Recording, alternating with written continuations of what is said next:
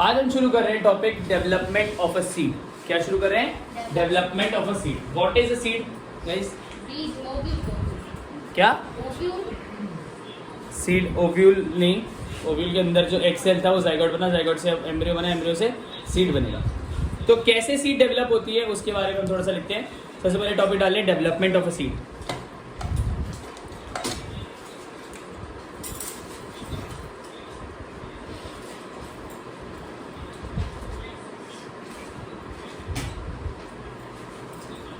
Development of a seed, SEED है वो, कुछ भी लिखा हुआ है तो उसको SEED माने, ठीक है। सीड लिखा हुआ है वैसे वो, पर है सीड, ठीक है। लेकिन a typical seed consists of a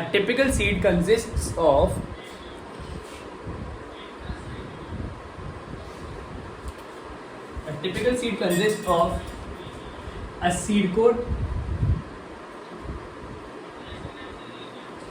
embryonal axis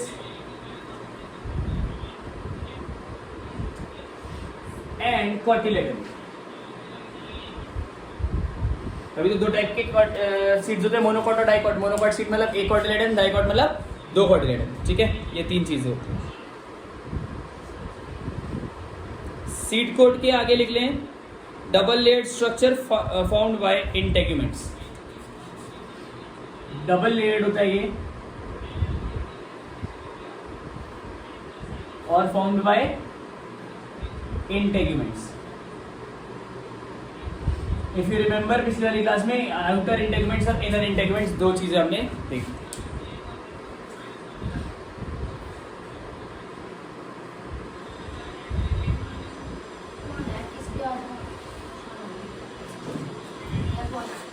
इसके दो पार्ट्स होते हैं सीड के। आउटर पार्ट जो है वो आउटर इंटेग्यूमेंट से होता है और इनर पार्ट इनर इंटेग्यूमेंट से बनाते हैं। आउटर इंटेग्यूमेंट से जो पार्ट बनता है उसे हम कहते हैं टेस्टा, और इनर इंटेग्यूमेंट से जो पार्ट बनता है उसे कहते हैं टेगमेन। टेस्टा और टेगमेन, ये दो पार्ट्स होते हैं एक ही सीड कोट के। कोई दिक्कत?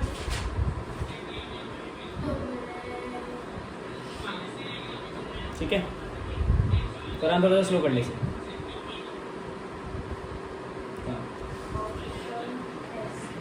आउटर टेस्टा, इनर टेगमेन, ठीक है। इसके अलावा जो कोटिलेडन होता है ये जनरली थिक होता है और इसके अंदर स्वोलन फूड रिजर्व होता है, ठीक है। कोटिलेडन क्या होता है? थिक होता है, थिक एंड स्वोलन, और इसके अंदर हैज फूड रिजर्व। बेसिकली यही हमें खाने के लिए फायदा देता है। जो हम दालें वाले खाते हैं सब में यही चीज होती है मेनली, ठीक है। Thick and swollen and has food reserve.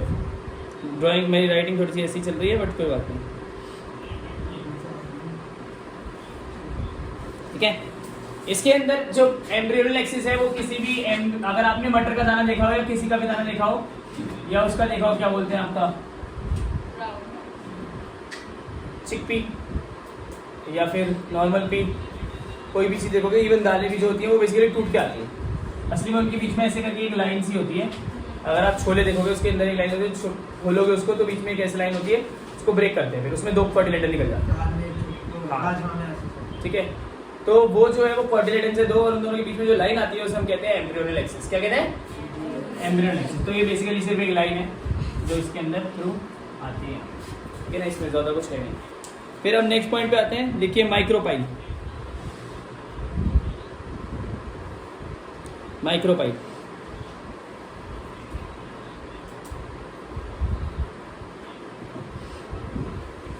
इसमें लिखिए it is a small opening, it is a small opening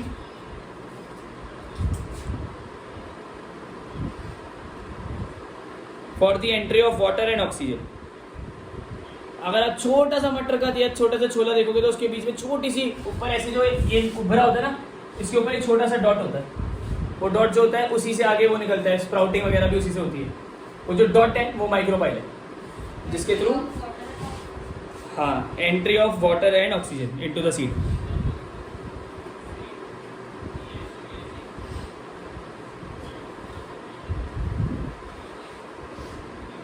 ठीक है। अब जो सीड होती है वो जब मैच्योर हो जाती है तो अपना ज़्यादातर वाटर छोड़ देती है, बट फिर भी जो ड्राई सीड हम देखते हैं उसमें भी अराउंड 10 से 15% पानी होता है। कितना होता है? 10 से 15% वाटर फिर भी एग्जिस्ट करता है। अगर सीड को पूरी तरह से कुछ फेवरेबल कंडीशंस नहीं मिली तो वो एक स्टेट में चला जाता है जिसे हम कहते हैं डॉर्मेंसी की स्टेट में। किसमें? डॉर्मेंसी। डॉर्मेंसी एक ऐसी स्टेट होती है जिसमें वो पूरी तरह से इनएक्टिव स्टेट हो जाती है। इनएक्टिव स्टेट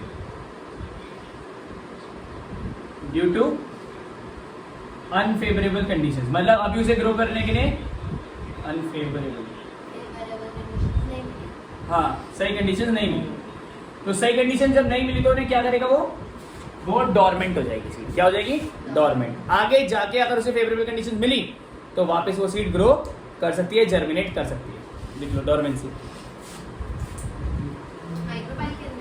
मैं नीचे next point, structure of seed.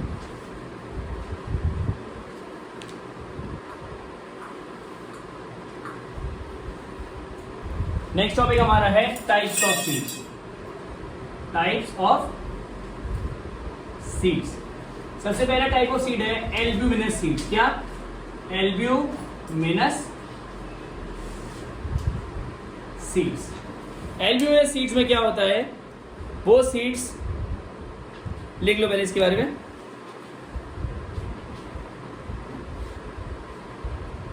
The seeds,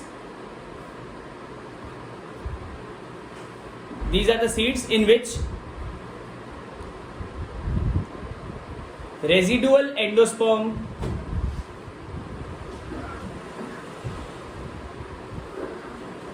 tissue are present. Tissue is present.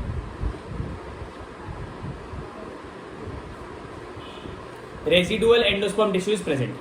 इसके एग्जाम्पल्स हैं wheat maize castor, wheat मेज, कैस्टर, कोकोनट। एल्ब्यूमिनस सीड्स का मतलब होता है, सिंपल सी बात, बहुत बेसिक सी बात, वो सीड्स जिसके अंदर अभी भी एंडोस्पर्म बचा हुआ है। अगर हम प्रीवियस लेक्चर पे जाए तो एंडोस्पर्म वो चीज होती है जो ग्रोइंग एम्ब्रियो को न्यूट्रिशन नरिशमेंट प्रोवाइड करती है, बट अभी भी वो बचा हुआ है, तो उसे हम कहते हैं एल्ब्यूमिनस सीड। दूसरे टाइप ऑफ सीड जो होती है एल्ब्यूमिनस सीड के अलावा, जिस सीड में एंडोस्पर्म बचा रह गया वो एल्ब्यूमिनस, जिस सीड में एंडोस्पर्म नहीं है, पूरी तरह से खत्म हो चुका है, उसे हम कहते हैं non albuminous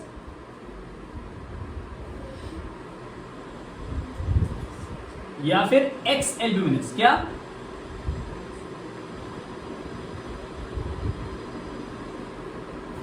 seeds. Non albuminous या फिर ex albuminous seed.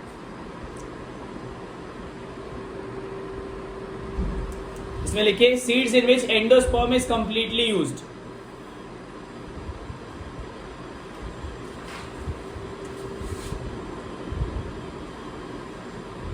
Beans, pea, groundnut, जिसमें completely used. Seeds in which endosperm is completely used, beans, pea, groundnut.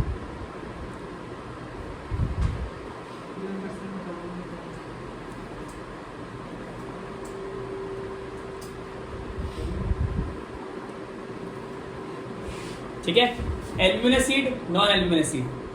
तीसरा है, एक और चीज होती है जिसे हम कहते हैं पेरिस्पर्म। क्या कहते हैं? पेरिस्पर्म।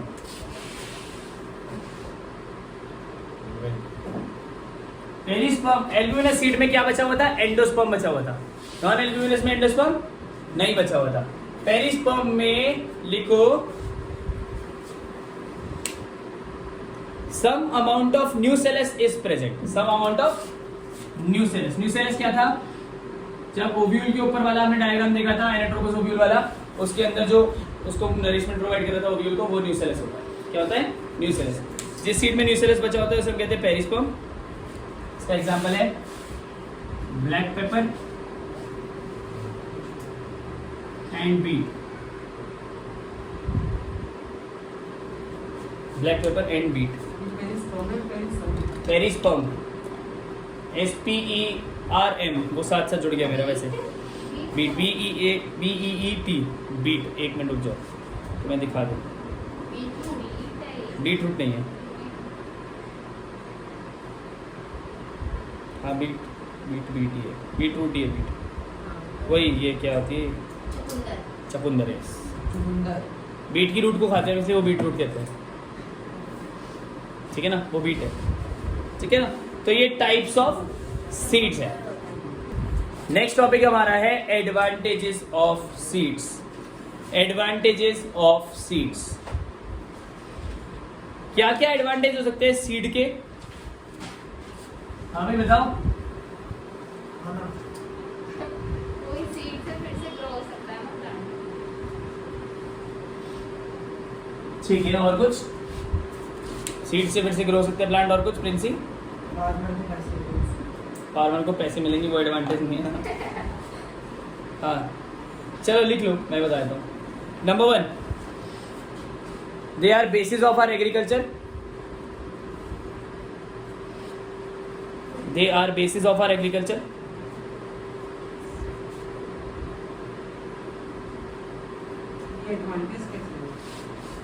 एग्रीकल्चर उसी के बेस पे चलता है। अगर सीडी नहीं होगी तो एग्रीकल्चर ही नहीं होगा, बात करता हूँ। हाँ यूज ही है एग्रीकल्चर के लिए। Number 2, stored food supports the growth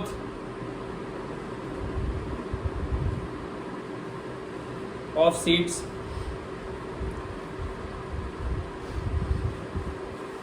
next point, due to sexual reproduction they provide genetic recombination. Due to sexual reproduction they provide genetic recombination.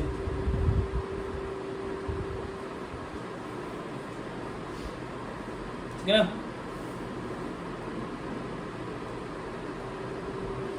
Next point, they can be stored for longer time. Fruit को आप long time तक नहीं store कर सकते, but seed को आप बहुत long time तक स्टोर कर सकते हो। Can be stored for longer time.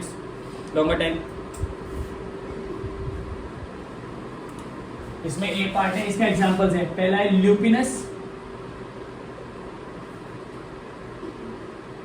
Arcticus. Lupinus arcticus ये फाउंड होती है आर्टिक टुंड्रा में। ये ओल्डेस्ट वायबल सीड है, 10,000 साल पुरानी, ठीक है ना। फाउंड इन, लिख लो इसे। हाँ जी, found in Arctic tundra.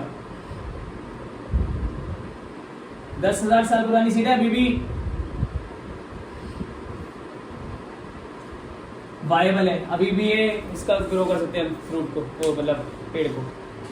Lupinus arcticus.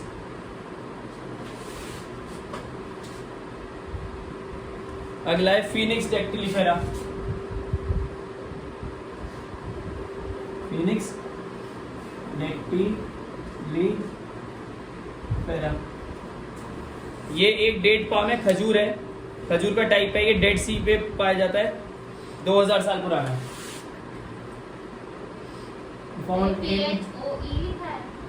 हाँ PHOE NIX डेड सी, 2000 साल पुरानी सीड है। ऐसे आ जाता है, क्वेश्चन आता है कि भाई ये डेट पाम होता है, डेट पाम मतलब खजूर, ठीक है ना। क्वेश्चन आता है कि भाई 2000 साल पुरानी कौन सी सीड है, बच्चे लिखा था डेट पाम। डेट पाम पे नंबर नहीं मिलेंगे, फिनिक्स डेक्टिलिफेरा पे मिलेंगे। क्लियर है बात? डेट पाम पे कोई नंबर नहीं मिलेगा। ये आपकी एडवांटेज, इसके सीड इतने टाइम तक आप उसको वो भी कर सकते हो, क्या बोलते हैं, स्टोर भी कर सकते हो। नेक्स्ट टॉपिक हमारा है फ्रूट। क्या है? फ्रूट। लिखें, फ्रूट, फल। फल नहीं, फल, ना कि फ। फ्रूट, फल, ठीक है हिंदी में। तो लिखिए, it is formed after fertilisation of it is formed after fertilization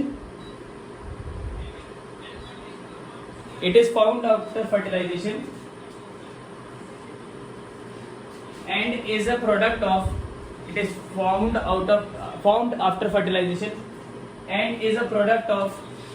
differentiated ovary.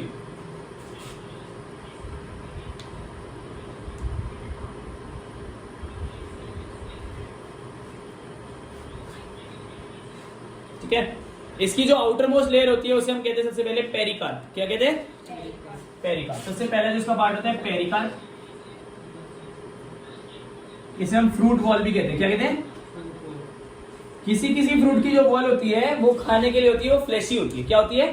Flashy. जैसे आप गुआवा डायरेक्ट खा लेते हो, एप्पल डायरेक्ट खा लेते हो, क्या बोलते हैं आपका वो कोकोनट डायरेक्ट नहीं खाते हो, कभी नहीं खाते हो डायरेक्ट। मैंगो डायरेक्ट नहीं खाते, छिलका नहीं खाते, बट वहाँ फ्लैशी होती है, खा सकते हो आप।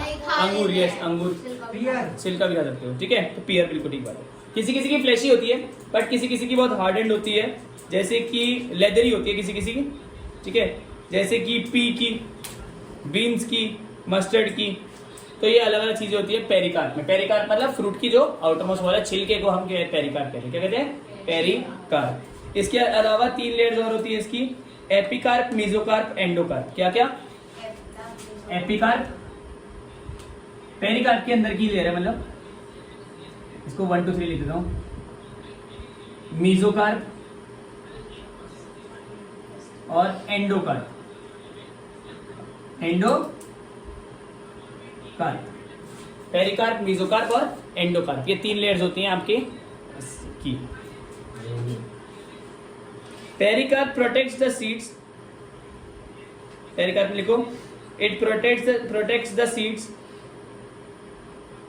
and helps in their dispersal. Protects the seeds and help in their dispersal. Help in their dispersal.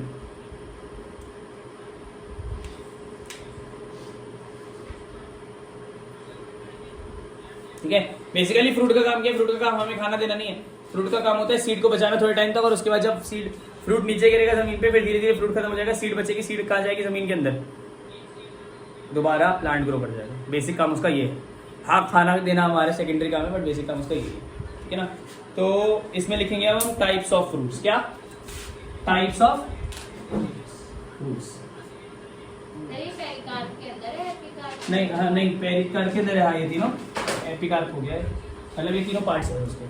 Types of fruits, 2 type के फ्रूट्स होते हैं बेटा, 3 ले लो।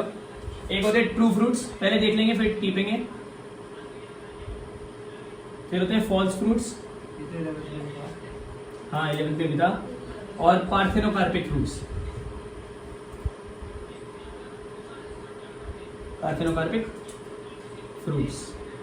ट्रू फ्रूट्स क्या होते हैं? ट्रू फ्रूट्स वो फ्रूट्स होते हैं जो सिर्फ और सिर्फ ओवरी से डेवलप करते हैं। किससे डेवलप करते हैं? ओवरी से डेवलप करते हैं, ठीक है।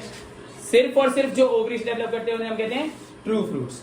अगर ओवरी के साथ साथ ये बाकी फ्लोरल पार्ट से डेवलप करें तो इन्हें हम कहते हैं फॉल्स फ्रूट्स। जो ओनली विद ओवरी, क्या only with ovary, only through ovary, उन्हें हम ट्रू फ्रूट्स कहते हैं। फॉल्स फ्रूट्स कहते हैं ओवरी तो है ही, क्योंकि ओवरी की डेवलपमेंट ही फ्रूट बनाती है, बट साथ साथ उसका थैलेमस भी इंक्लूडेड है। फ्लावर का क्या इंक्लूडेड है? थैलेमस। तो जिन फ्रूट्स में ओवरी के साथ थैलेमस भी इंक्लूडेड होता है उन्हें हम कहते हैं फॉल्स फ्रूट्स, ठीक है। ट्रू फ्रूट्स का एग्जांपल होता है मैंगो और टमेटो। क्या क्या? मैंगो और टमेटो। टोमेटो नहीं, टमेटो। इसका एग्जांपल होता है, फॉल्स फ्रूट का एग्जांपल होता है एप्पल, कैश्यू, बता रहा हूं, ग्राउंडनट। हाँ भाई, क्या समझे? ट्रू फ्रूट्स क्या है? जो सिर्फ और सिर्फ ओवरी से डेवलप करें। फॉल्स फ्रूट्स क्या है? जो ओवरी और थैलेमस दोनों से डेवलप करें। क्वेश्चन आता है कि एप्पल को फॉल्स फ्रूट्स क्यों कहते हैं? क्यों कहते हैं? दोनों से डेवलप होता है, सिर्फ और सिर्फ ओवरी से डेवलप नहीं होता। तीसरी चीज होती है पार्थेनोकार्पिक फ्रूट्स। भाई फ्रूट्स जो होते हैं वो ओवरी से डेवलप करते हैं, ये सबको पता है, बहुत अच्छी बात है, और सेक्सुअल रिप्रोडक्शन की बात होते हैं। पर पार्थेनोकार्पिक फ्रूट्स वो चीजें होती हैं जो बिना सेक्सुअल रिप्रोडक्शन के हो जाती है। बिना सेक्सुअल रिप्रोडक्शन के डायरेक्ट ही फ्रूट बन जाता, उसे हम कहते हैं पार्थेनोकार्पिक फ्रूट्स। ये होते हैं फ्रूट्स विदाउट फर्टिलाइजेशन। क्या होते हैं? Some fruits develop without, apple, cashew, groundnut, without fertilisation जो फ्रूट्स होते हैं उन्हें हम कहते हैं पार्थेनोकार्पिक फ्रूट्स। बहुत सारे सीडलेस फ्रूट्स जो होते हैं वो पार्थेनोकार्पिक से ही होते हैं। एग्जांपल है इसका, अंश क्या पूछा था?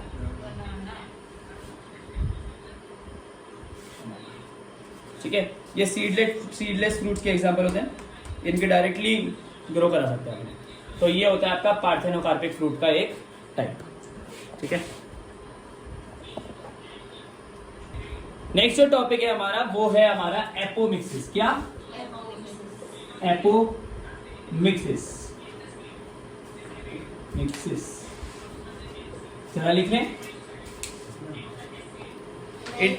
जरा लिख लें। एपोमिक्सिस में लिखें सबसे पहले, it is a form of asexual reproduction. It is a form of asexual reproduction. It is a form of asexual reproduction which mimics sexual reproduction. Which mimics sexual reproduction. Mimics, M-I-M-I-C-S. Mimic का मतलब sexual reproduction की बिल्कुल same तरह से काम करता है ये asexual reproduction. ठीक है, which mimics sexual reproduction and produces seeds without fertilization.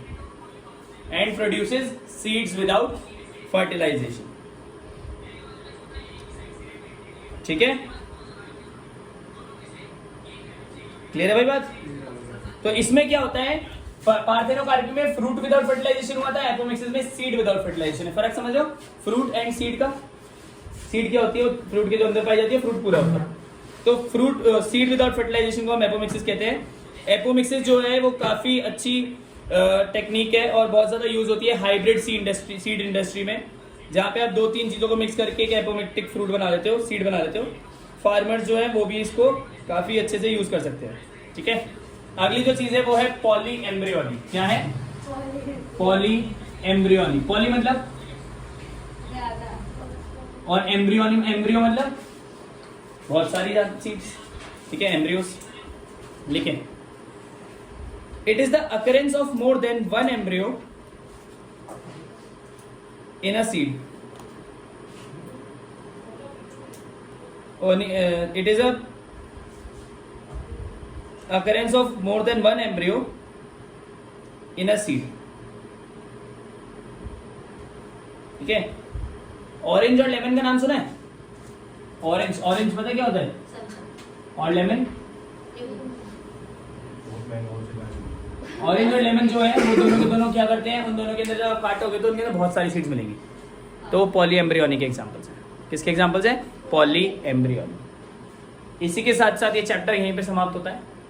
आप सब लोगों को, हाँ हो सकता है, तो आप लोगों को ये चैप्टर बहुत बहुत मुबारक हो। ये चैप्टर बहुत ज़्यादा बोरिंग हो सकता है एट टाइम्स, लंबा हो सकता है एट टाइम्स, बट इस चैप्टर को प्रॉपर्ली करके चलना, क्योंकि ये यूनिट 12 नंबर की से ज़्यादा की 16 नंबर की यूनिट है ये, और ये चैप्टर कम से कम 6 या 7 नंबर का अकेला ही है।